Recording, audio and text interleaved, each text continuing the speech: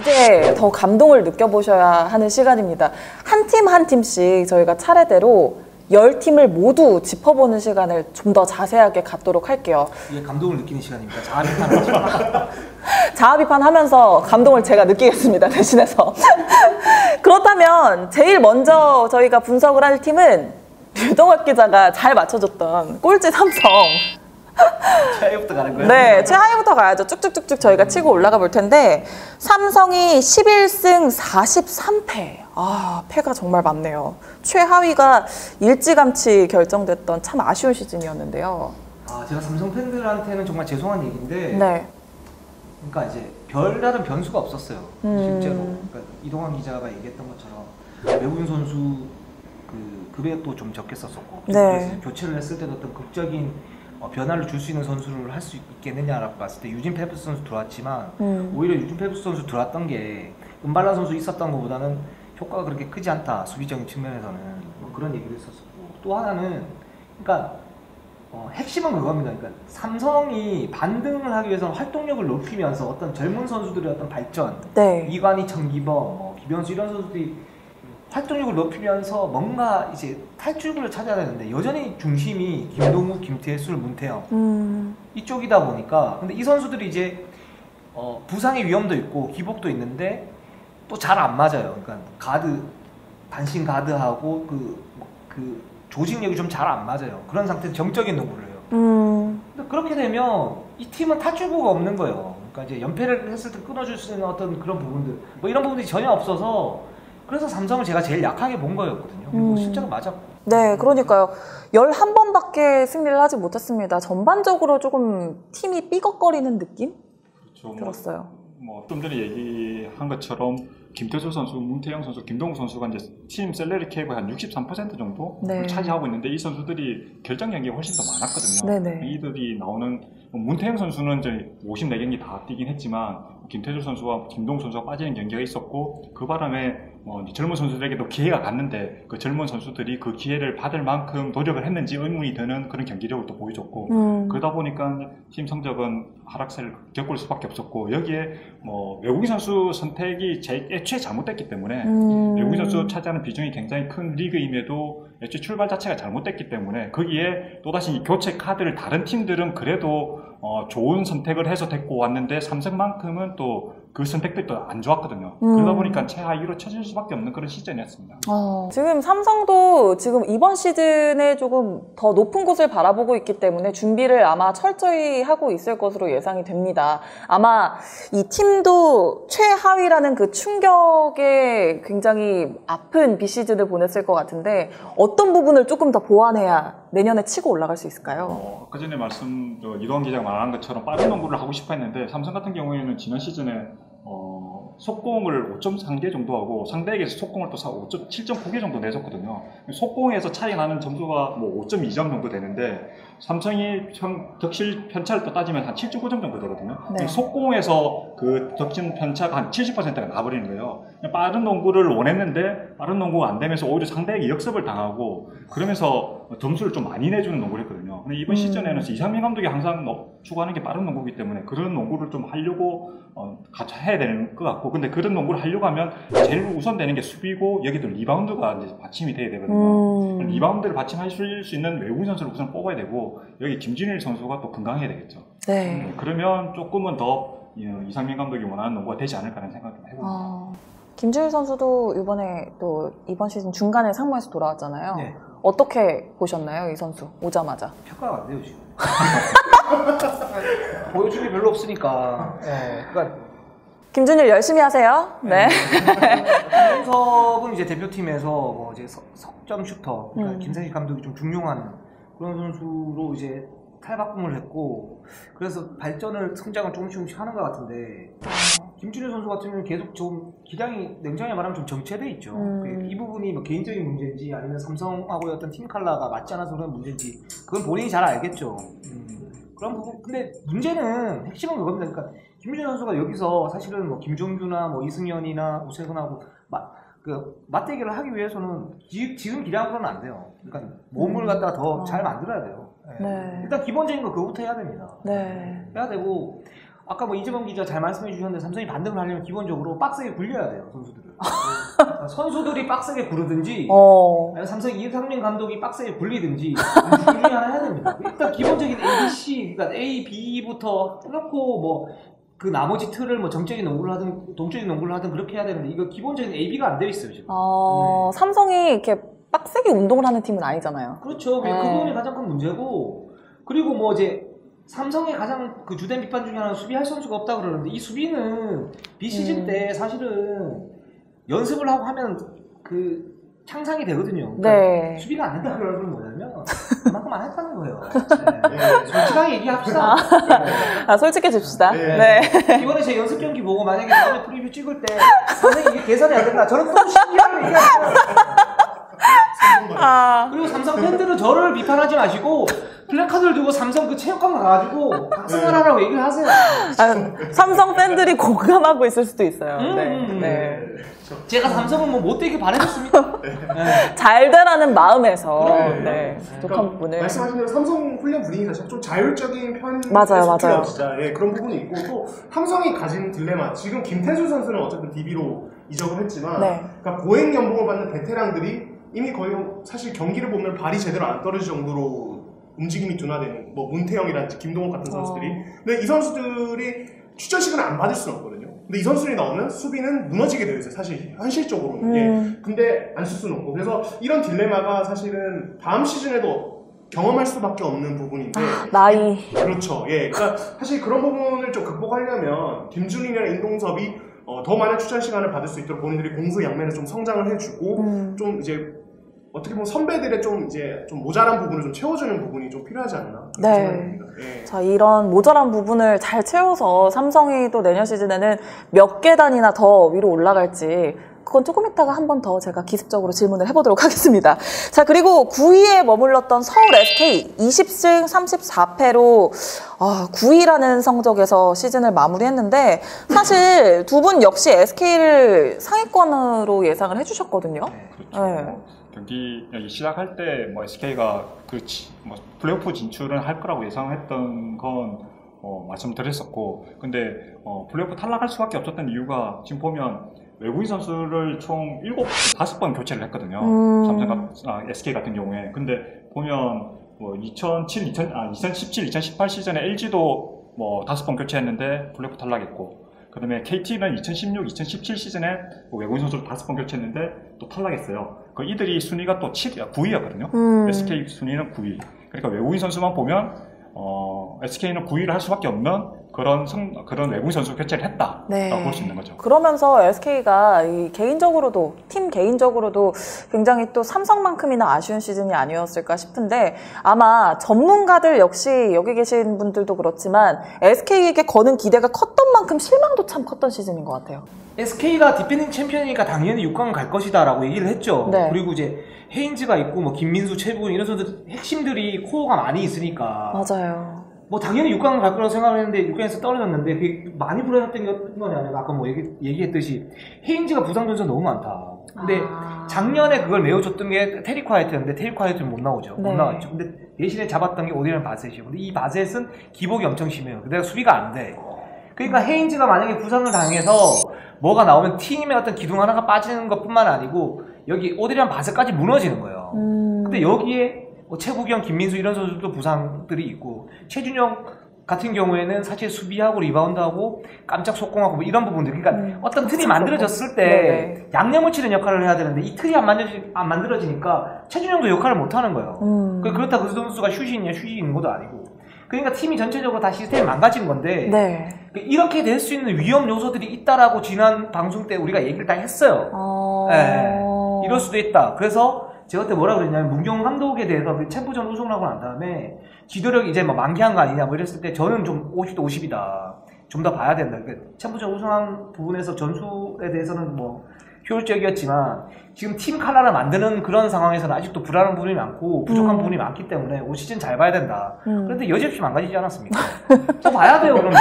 그러니까 지난 시즌 마지막 17경기에서는 10승 7패였거든요. 뒷심을 보여줬군요. 그렇죠. 그러니까 문경 감독이 사랑에 맞이하는 에런 헤인즈가 돌아온 것이 가장 컸다고 보지만 또 경기력이 되게 좋았어요. 그렇지만은 그 외에도 국내 선수들이 다 건강하게 돌아왔어요. 그러니까 풀전력의 SK는 여전히 어떤 이제 국내 선수진 뎁스만으로도 충분히 좋은 강팀들도 잡아낼 수 있는 좋은 전력을 가지고 있다. 괜히 디펜딩 챔피언이 아니다라는 걸 저는 보여줬다고 생각을 하거든요. 너무 세게 나가는 거지. 반반. 아니에요. 작년 50대 50. 헤인즈 들어왔을 때 10승 7패 좋은데 그때 팀들이 뭐 버리는 경기들이 많았어요, 사실. 그렇죠. 워낙 막판이었기 때문에. 그러니까. 그런데 예상하니까 그 예상 안 해? 박사일처럼 될까? 너무 뼈를 그냥.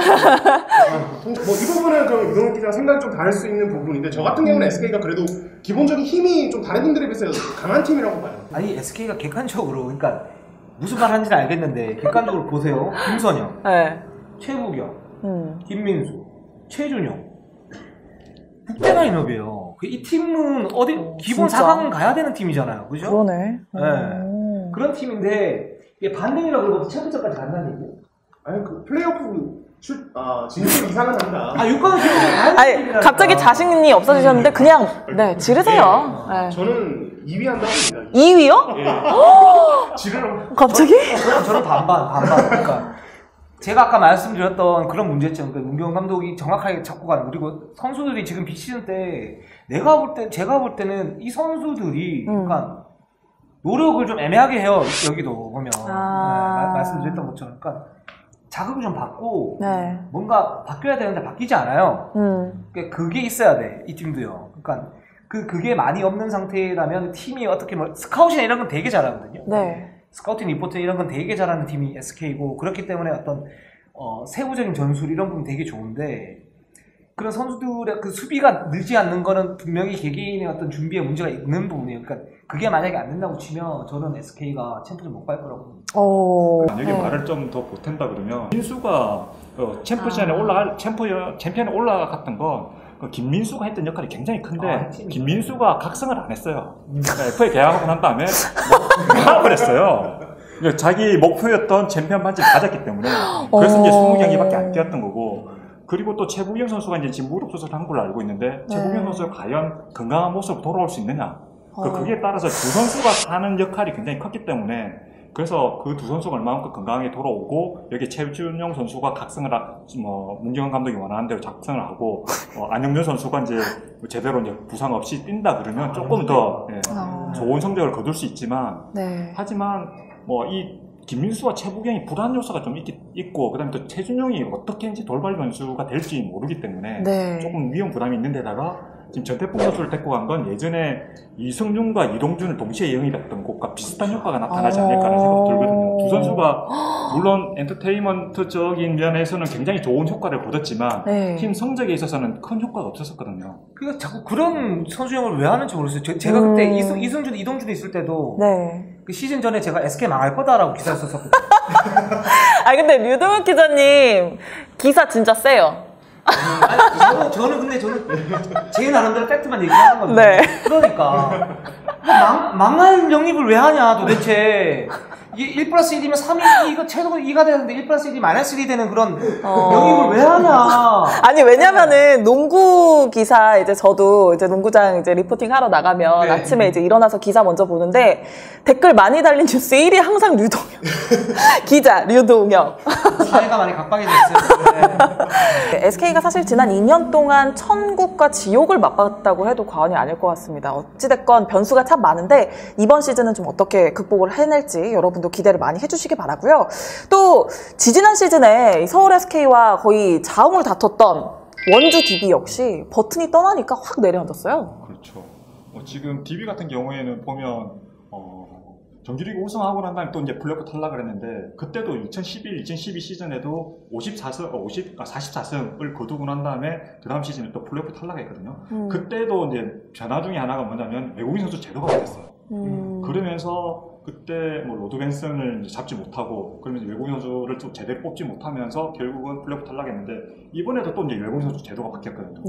만약에 이 버튼과 벤슨을 잡았다 그러면 뭐 이번 시즌에 뭐 김주성 선수가 없다 하더라도 좀 더 좋은 성적을 거두지 않았을까. 그래서 외국인 선수 바뀌는 제도 때문에 조금은 피해를 본 구단이지 않나라는 생각입니다. 어떻게 평가하세요?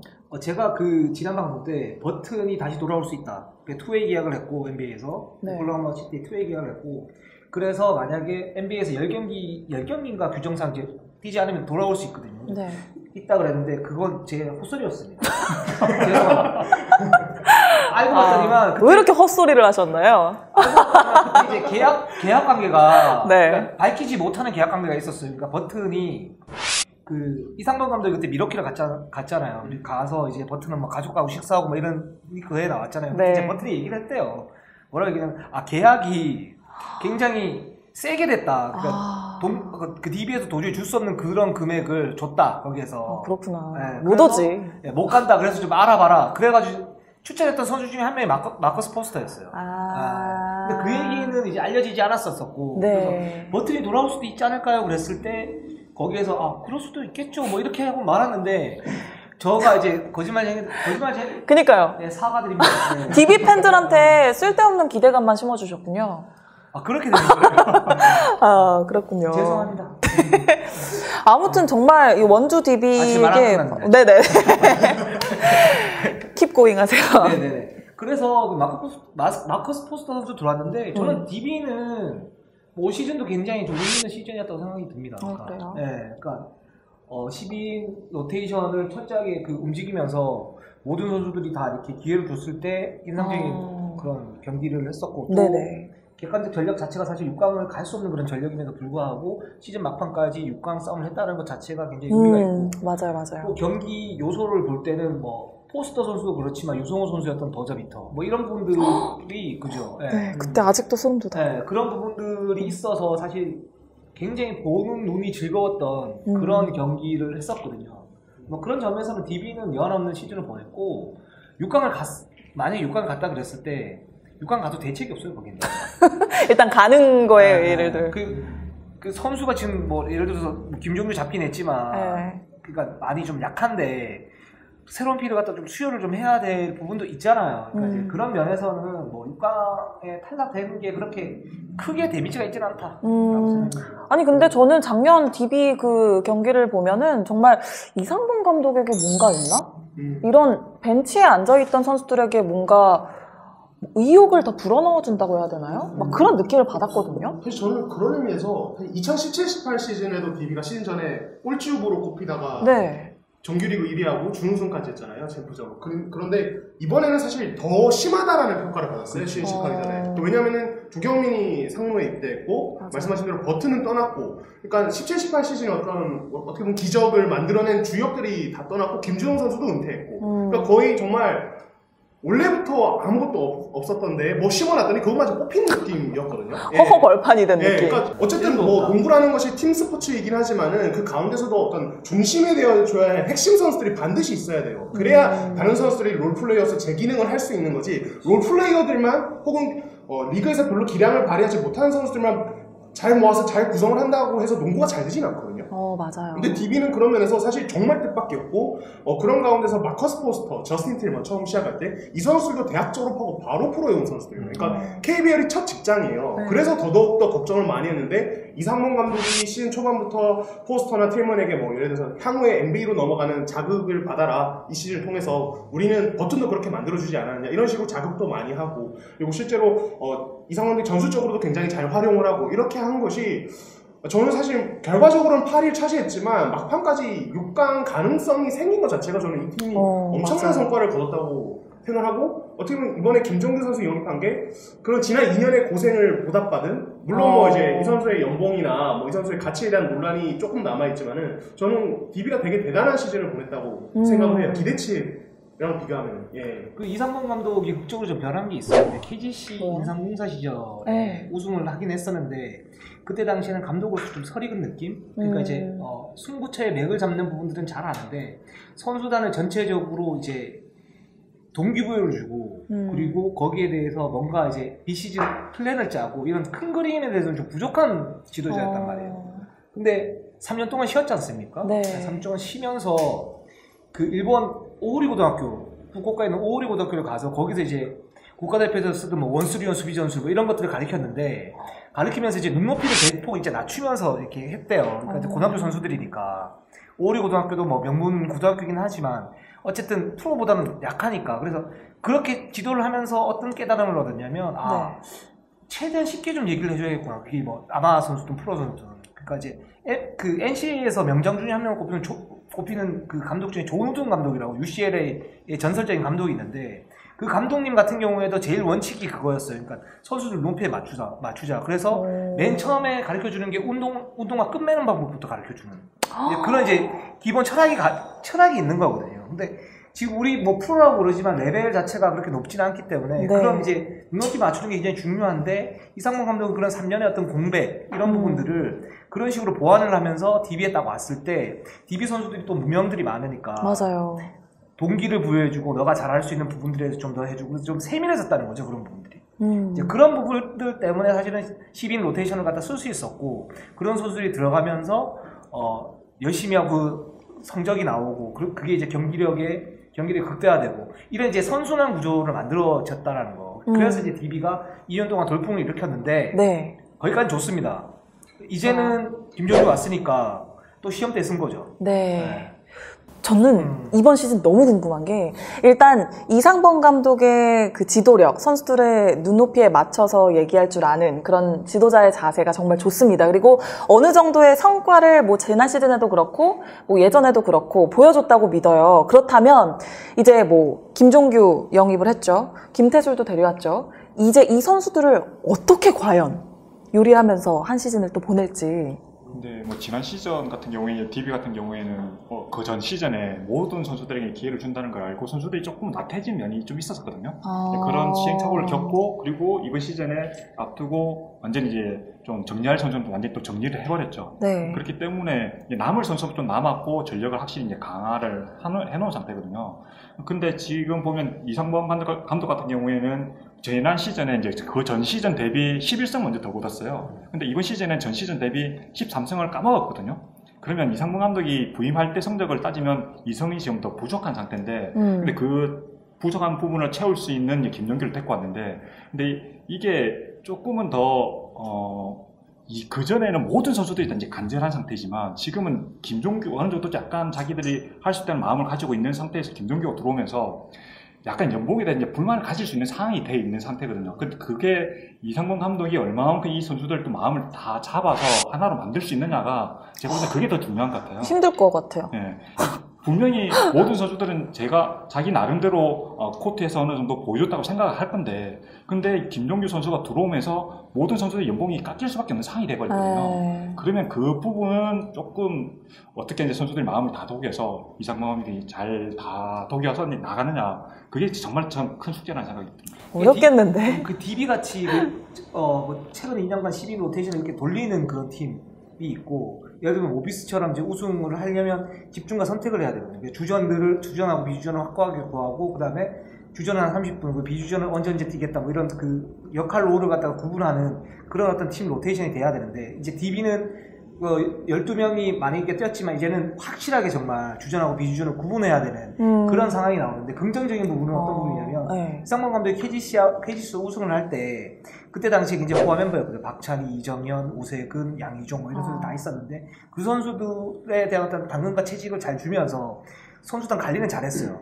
그 부분은 능력 있는 감독인 건 맞고, 그렇기 때문에 이번에 그 이재범 기자가 말했던 그런 어떤 불만 요소들은 충분히 좀 이렇게 할 수 있을 것이다. 단 이제는 주전하고 비주전을 구분을 해가지고 비주전이 어떻게 뛰느냐, 그리고 이 비주전이 뭐 5분에서 한 10분 정도 뛰었을 때 어떤 효율성이 나타나느냐, 이 부분 문제는 또 다른 문제거든요. 그거는 이제 이상범 감독이 입증해야 될 문제가 아닌가.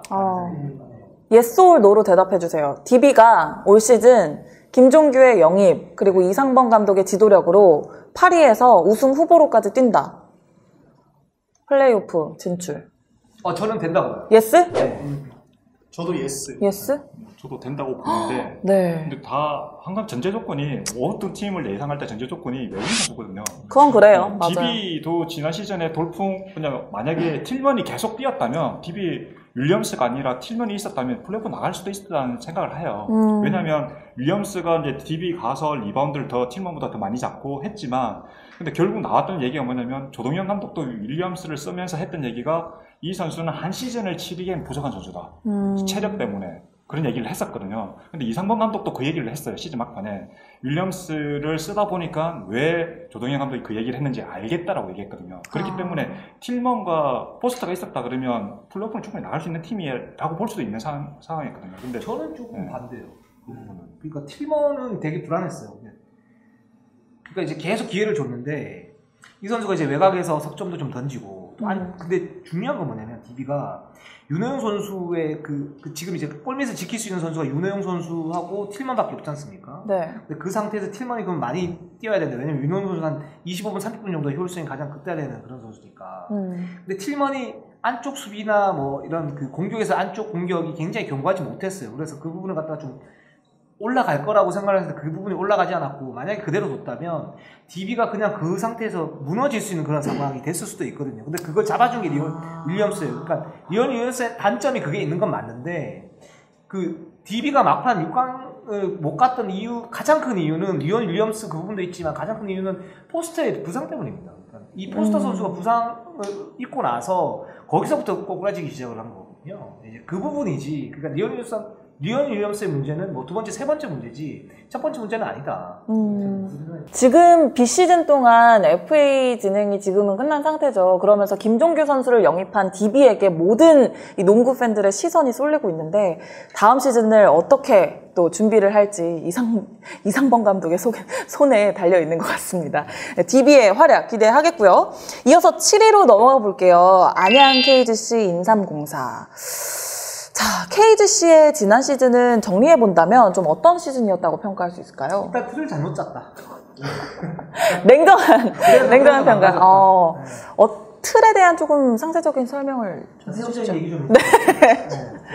제가 말하면 좀 심한 게 나올 것 같아서. 네, 근데 뭐 틀에 대해서 뭐 이제 어떤 틀이냐 이렇게 물어봤을 때 여러 가지 틀이 있겠지만 저는 일단 외국인 선수 틀 자체가 처음부터 망가져 있는 게 사실 가장 컸다고 봐요. 그러니까 랜디 컬페퍼가 있었고 또 이제 맥킨토시. 네. 그러니까 이렇게 시즌을 시작했는데 일단 맥킨토시의 기량 자체가 아주 기량에 못 미쳤고 사실은 이 선수를 너무 오래 지켜봤다고 저는 생각을 해요. 그러니까 맥킨토시를 이제 이 선수도 사실 대학 졸업하고 처음 프로에 왔던 선수인데 DB가 이제 포스터랑 틸먼으로 어느 정도 성과를 냈던 것과 달리 김승희 감독은 이 맥킨토시를 결국에는 꼭 피우지 못했고 맥킨토시 본인도 굉장히 성격이 소심해서 부진을 잘 이렇게 극복해서 뭔가 다시 좋은 경기를 보이는 게 아니라 계속 오히려 더 소심해져서 굉장히 KGC 구단 내부에서 너무 소심해서 좀 답답하고 힘들다는 얘기가 나왔을 정도라고 하거든요.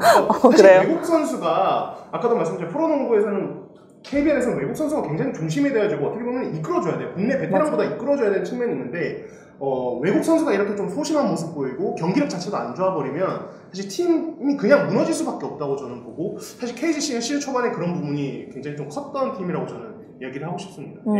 KGC 지난 시즌을 보면은 제 느낌에서도 약간 맥이 없다고 해야 되나? 그런 느낌을 받았거든요. 김승희 감독이 플레이오프 나갈 마음이 없었다.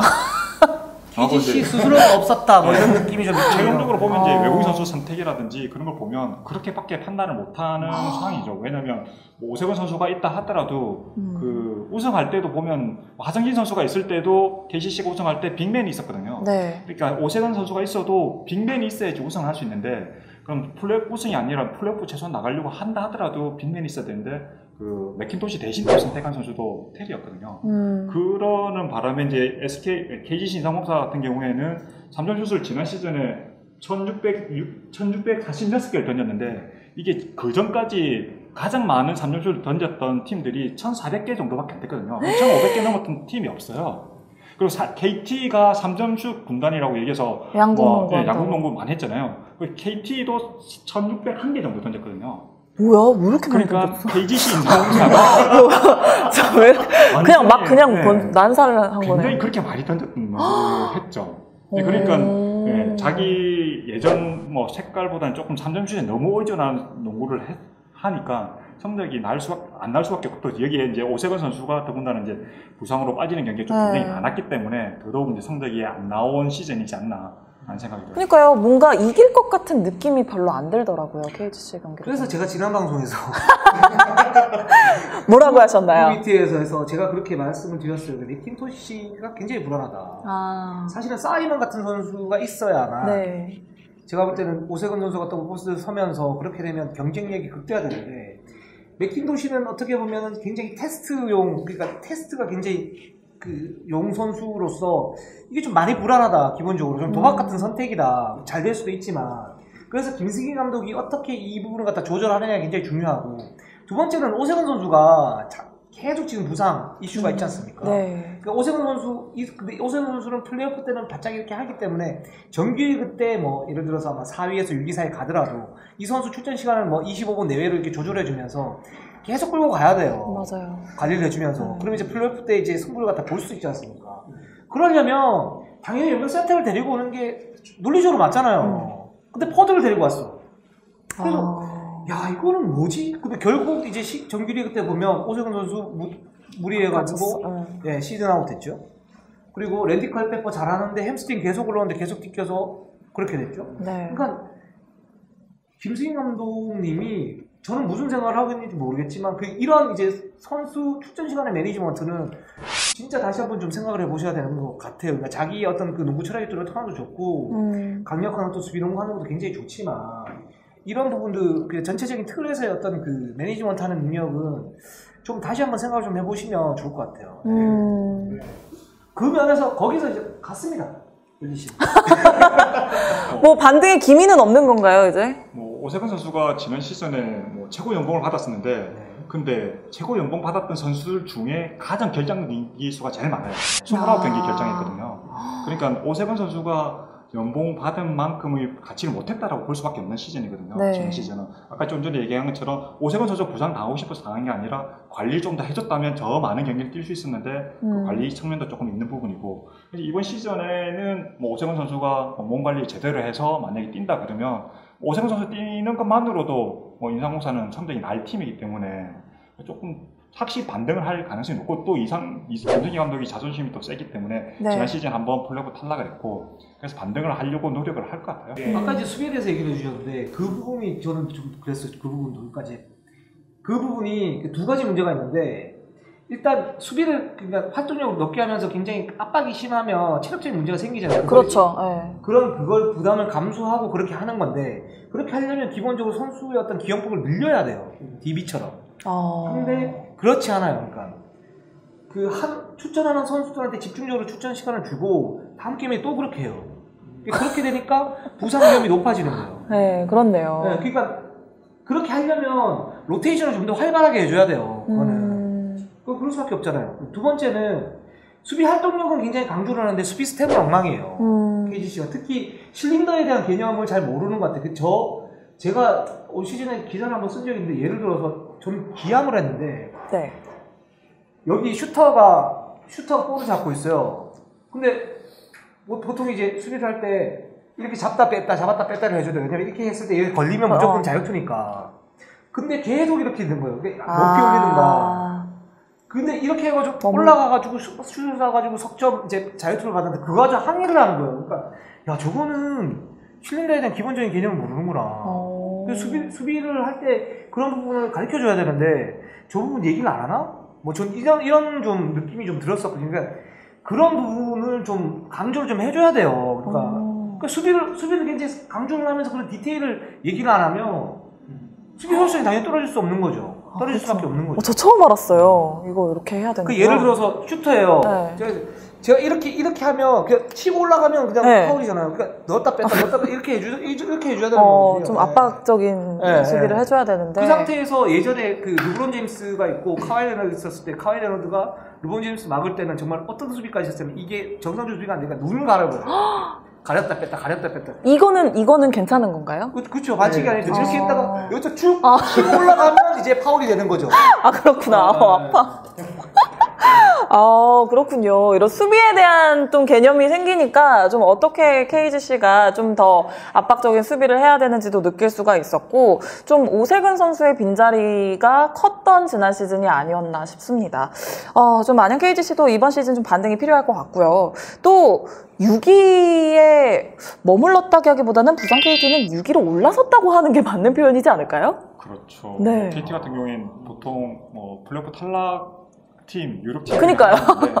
근데 뭐 정말 서동철 감독이 외국인 선수 잘 데리고 왔고, 뭐 데리고 오는 외국인 선수마다 다 특히 이제 단신 외국인 선수 같은 경우에는 기량이 좋았고, 여기에 높이 열세가 있었는데 선수들을 또 이제 젊은 선수들에게 김영환 선수 중심으로 해서 잘 다독여 나와서 조합을 잘 만들어서 결국은 또 팀을 플레이오프 진출을 이끌었는데, 제가 볼 때 그 출발점에는 이제 코칭 스태프를 제대로 구성했기 때문에 네, 거기서부터 이제 팀이 조화를 단단한 팀을 만드는 기초가 되지 않았나는 생각이 들거든요. 특히 네. 백일대 코치를 데리고 온 게 선수 분석을 다 되어 있고 외국인 선수도 잘 파악이 잘 되어 있는 백일대 코치를 데리고 온 게 팀의 이제 초석을 만드는 기초가 되지 않았나. 그래서 뭐 조동현 감독이 있을 땐 뭐 DB처럼 선수들에게 굉장히 많은 기회를 주려고 하고, 또 부상 선수들이 많았기 때문에 자원이 굉장히 많았었거든요. 그 자원들 중에 KT에 필요한 선수와 필요하지 않는 선수, 그렇다 명확하게 또 구분을 했었거든요. 그리고 여기 좀 약간 과하지 않나라고 생각이 들었던 이제 이정재 선수도 이제 데리고 오면서 김현수 선수는 데리고 있는 게 나은 것 같은데 보내버리고, 그런 정리를 정말 잘 하면서 팀을 딱 하나로 만들었었거든요. 그런 조화가 딱 생기면서 결국 이제 플레이오프까지 나가지 않았나라는 생각이 듭니다. 부산 KT의 지난 시즌은 지도자에 달렸다고, 지도자들의 역량이 좋았다라고 얘기를 해주셨는데요. 어떻게 생각하세요? 일단 지난 방송 보시면 끊이지 않는 지난 방송 이야기 꼭 보고 오시기 바랍니다, 여러분. 제가 오판했습니다. 사과드립니다. 이태현에게 사과드리고, 서동철 감독한테 사과드리고, 특히 랜드리 선수한테 사과드립니다. 잠깐만요. 여기에서 한번 짚어보죠. KT, 9위로 꼽으셨군요. 네. 그러니까 랜드리 선수가 처음에 들어왔을 때 KT 어떤 그런 양궁농구를 극대화하는 그런 카드. 근데 과연 골밑 수비가 할 수 있는 선수가 별로 없는데, 랜드리 선수가 과연 그렇게 잘할 수 있을까? 그러니까 골밑의 어떤 수비 부담 때문에 공격에서 어떤 득이 있겠지만 시너지 효과는 나지 않고 오히려 공수 득실 마진을 따지면 마이너스가 될 가능성이 높다라고 제가 그때 평가를 했는데, 네. 완벽하게 틀렸습니다. 네. 사과하세요. 사과드립니다. 네. 제가 사과할 때 빨리 사과합니다. 네. 그러게요. 인정하실 거는 인정하고 또 넘어가시네요. 그럼요. 그래야 되지 않겠어요? 네. 그렇다면은 지난 시즌 KT 완전히 류종혁 기자의 예상과는 빗나갔지만 좀 어떻게 평가하시나요? 일단 첫 번째는 서동철 감독이 팀 컨셉을 잘 만들었다. 그러니까 이제 국내 농구에서 수비 어떤 약점이 있지만 그걸 활동력으로 좀 극복을 했고, 그리고 랜드리 선수를 중심으로 한 공격 옵션을 효율적으로 굉장히 잘 만들었다라는 부분이 있고, 또 집중할 때 집중해주고 벤치 멤버들도 잘 썼거든요. 이제 그런 면에서 KT가 잘하는 부분이 있다. 그러니까 자신의 어떤 장점을 갖다 극대화시키면서 약점을 많이 하는 그런 경기력을 꾸준히 가지고 갔기 때문에 6강에서 살아남을 수 있었다라는 거 하나 하고, 그러니까 두 번째는 상대적으로 SK나 KGC나 LG 등이 이제 경기 초반에, 시즌 초반에 이 KT를 견제를 하지 못하면서 KT가 2위까지 올라갔었나요? 처음에? 네. 그런 이제 상승세를 사실 잠재울 수 있는 그런 타이밍들이 있었는데, 거기에서 KT가 오히려 더 이렇게 확 올라가면서 시즌을 끝까지 갈 수 있었거든요. 즉, 상대적으로 볼 때는 나머지 강팀들이 이 KT를 견제를 못하면서 KT가 반사이익을 얻는 그런 모습들이 있었다라고 생각합니다. 그 두 가지 요소가 결합이 돼서 KT가 올 시즌 돌풍의 주인공이 되지 않았나 생각합니다. 맞아요. 시즌 초반 진짜 2위까지 치고 올라갈 때는 와, 정말 KT가 올 시즌 뭔가 하나 하겠구나라는 생각까지 들었거든요. 네, 그러니까 현대모비스 상대로 원정에서 개막전을 했는데 정말 끔찍한 대패를 당했어가지고 사실 KT가 서동철 감독 부임 이후에 달라질 거라고 기대했던 사람들조차도 개막전을 보고 생각이 사실 많이 바뀌었었어요. 저도 좀 이건 좀 너무한데 라는 생각이 들었는데, 오히려 그 다음에 이제 우리가 좀 잘 맞춰가면서 이제 반등을 해냈었고, 저는 그리고 이게 KT만 해당되는 얘기는 아닌데, 그러니까 지난 시즌 프로농구를 얘기를 할 때 이 장신 외국 선수의 신장이 2m 이하였다는 이 특수성, 그러니까 KBL 역사에서 가장 유일한 시즌이죠. 그러니까 이 특수성은 반드시 감안하면서 얘기를 해야 된다고 저는 생각을 하거든요. 그런 상황에서 사실 KT가 빛을 본 부분은, 그러니까 랜드리라는 말씀하신 대로 정통 빅맨이 아닌 선수를 데려온 상황에서 그럼 빅맨진은 누가 끌고 갈 것이냐, 뭐 페인트존 득점 생산이든 뭐 수비에서든 누가 끌고 갈 것이냐 이런 것들을 사실 많이 의문을 품게 했는데 그거를 어떻게 보면 물량 공세로 이겨냈죠. 뭐 양훈석 선수가 이제 왔다 갔다 하면서 3, 4번 왔다 갔다 잘 해줬고 김민욱도 잘해줬고 뭐 이제 이재범 기자 말씀하신 이정재 같은 선수라든지 뭐 이런 선수들이 김현민도 그렇고 계속 로테이션을 돌리면서 물량 공세로 또 특성에 맞게 서동철 감독도 이용을 되게 잘했어요. 그러니까 이런 부분들이 사실 KT의 어떤 도약의 또 원동력이 되지 않았나 저는 그렇게 생각합니다. 아 진짜 굉장히 예리한 지적을 해줬는데요. 네. 이 부분에 대해서는. 그러니까 이제 2m 이하의 그 선수들, 그러니까 외국인 센터 이 부분은 이제 2m 이상이 됐을 때는 어떤 그 골 밑에서 어떤 절대적인 존재감 이런 부분이 있기 때문에 반드시 거기에 필요한 어떤 마크맨이 필요하거든요. 그렇게 되면 랜드리 선수가 들어갔을 때는 좀 더 한계를 보일 수 있는데 2m 이하의 선수가 들어오면서 그런 부분에 대한 위력이 떨어졌다. 그렇기 네네. 때문에 포워드진의 어떤 물량 공세 또는 더블팀 뭐 이런 네. 부분들이 가능하다. 뭐 이런 부분에 대해서는 저는 완전 공감하고요. 근데 반면에 저는 이제 KT하고 이제 모비스하고 개막전을 했을 때 전반에 아마 비등비등하게 갔을 거예요. 후반에 KT가 망가졌는데 그때 당시 현대모비스가 페이스가 너무 좋았거든요. 근데 네. KT가 조직력 자체가 굉장히 좀 탄탄하면서 그러니까 자기 농구를 하는 그런 모습들을 갖다 보여서 야 이거 KT가 사고를 칠 수도 있겠다라는 생각이 저는 그때 들었어요. 사실. 네, 그 부분에서 졌지만. 네, 졌지만. 네. 근데 뭐 그 경기는 유재학 감독 그런 얘기를 했거든요. 외국인 선수 중에 한 명이 없었다라고 얘기했거든요.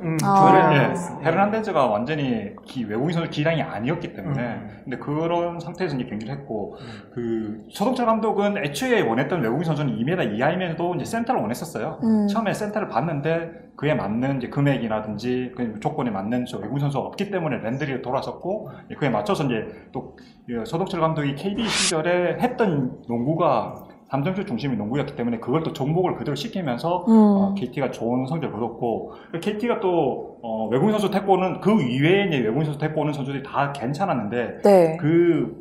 한 5명 정도 외국인 선수 뛰었거든요. 그러니까 외국인 선수가 들어오자마자 뭐 첫 경기 뭐 복귀전에서 데뷔전에서 다친 선수도 있고 그만큼 외국인 선수가 많이 다쳐서 11경기에서 지금 외국인 선수 1명만으로 뛰어왔었거든요. 네. 근데 외국인 선수 1명만 뛰면 분명히 이 팀이 불리할 수밖에 없는데 이 경기에서 KT는 8승을 얻었어요. 그렇죠. 승률이 지금 72.7%인데 이걸 54경기로 환산하면 39승을 거둘 수 있는 승률이거든요. 그러니까 외국인 선수 1명이 없을 때 그만큼 좋은 성적을 거뒀기 때문에 KT가 플레이오프 진출할 수 있는 발판이 되었었고 그리고 또 근데 좀 약간 이 부분이 결국에 이제 독이 된 부분이 뭐냐면 랜드리에게 이제 의존할 수밖에 없는 상황이 돼버리잖아요. 한 명밖에 없으니까 랜드리가 40분 다 뛰어야 되는 상황이고 그 경기를 승리를 거두긴 했지만 결국 이게 긴 시즌을 치르면서 과부하가 걸려서 플레이오프 때는 이제 제대로 움직이지 못하는 경우가 됐고 이제 많이 떨어져요. 네. 그리고 시즌 막판에 보면 이 11경기 중에 2경기는 상대팀도 외국인 선수 1명만 뛴 경기예요.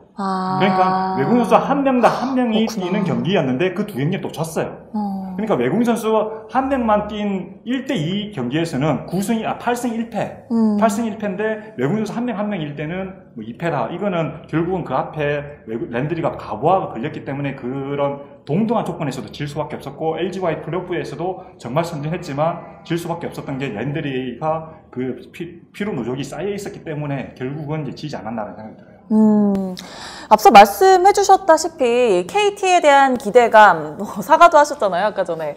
다 9위로 꼽으셨던 만큼 KT가 지난 시즌 플레이오프에 진출했던 것은 뭐 KBL 전체로 놓고 봤을 때도 이변 아닌 이변이라고 할 수 있을 것 같은데 이 기세를 이번 시즌에도 계속 이어갈 수 있을까요? 사실 이제 제가 KT가 지난 시즌 잘했던 원인은 결국엔 이 외국 선수 제도의 어떤 이제 좀 특수성을 얘기를 했잖아요. 그러니까 이거를 다음 시즌 프리뷰로 이어가면은 외국 선수 제도가 또다시 바뀌잖아요. 지금 장신 외국 선수 신장제한이 풀려버렸어요. 그러니까 그렇기 때문에 지난 시즌 효과를 봤던 그 농구가 또 통할 거라고 장담을 하기 힘듭니다. 그러니까 상대의 높이는 다시 높아지고 특히 LG와의 이 4강 플레이오프 시리즈에서 어쨌든 이 한계가 딱 보였거든요. 그리고 사실 KT가 시즌 내내 정말 뭐 양궁 농구를 정말 매력적인 농구를 했고 팬들도 많이 모았고 정말 좋은 성적도 거뒀지만은 동시에 경기가 안 풀릴 때는 이 3점 슛에만 의존하는 그러니까 3점슛이 안 들어가면은 뭔가 효율적인 득점 루트를 못 찾아내는 그런 농구도 보여줬었어요. 그러니까 어떻게 보면은 엄청난 반등을 이뤄냈지만은 이런 형태의 농구가 가질 수 있는 한계도 같이 느꼈던 시즌이었거든요. 그렇기 때문에 다음 시즌의 방향성은 그런,